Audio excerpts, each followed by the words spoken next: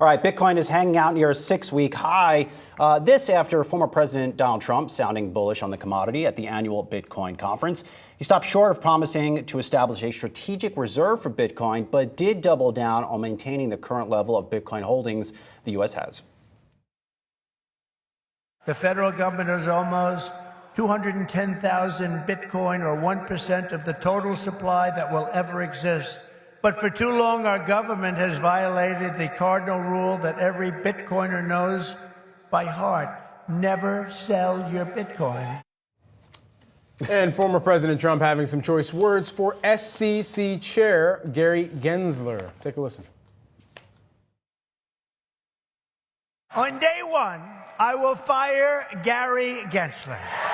I will appoint a new SEC chairman who believes America should build the future, not block the future, which is what they're doing. Brad, where do you want to go with this? You're the Bitcoin expert here on this desk. Yeah, so I'm going to lead in with the Bitcoin side. And I had a few friends that were actually at this conference and over the past few days had seen everything from Make Bitcoin Great Again hats all the way down to pins that were circulating and saying vote for Bitcoin. I think for a lot of the movement that we've seen, and let's not forget, there was a larger kind of cryptocurrency crackdown that did take place under the first Trump administration, whether that was looking across ICOs and making sure that everyone from Floyd Mayweather down to some of the other major influencers that were launching their own coins, that they were fined and that they ultimately did have to kind of disclose what their involvement was. And then now even into the current Biden administration, where there's been more of, I think, this similar crackdown, but quest for transparency among a lot of the crypto barons, if you will, and trying to make sure that it's not an industry that continues to be upheld, or at least their core figures that become the poster children. And a lot of those poster children have essentially been eradicated now and are either serving or getting some type of sentencing in one way or another. For Gary Gensler, I think he has been in the position where he has had to be a part of this crackdown in order for there to, on the other side, be ETFs that are able to be vetted. And yeah, that takes years of time. It's not, one just fast track this straight into somebody's portfolio.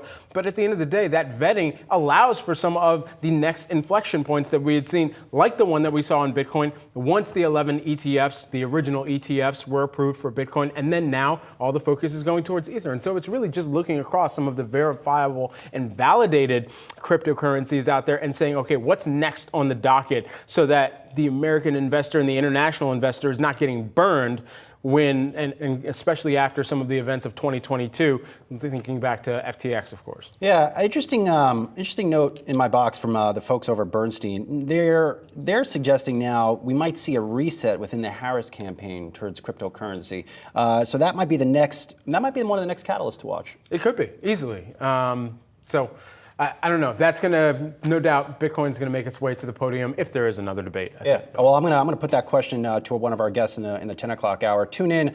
In that 10 o'clock hour, we'll be talking to influential crypto investor Anthony Pompliano of Professional Capital Management. He's the CEO there, to get a sense on the next big moment for all things crypto.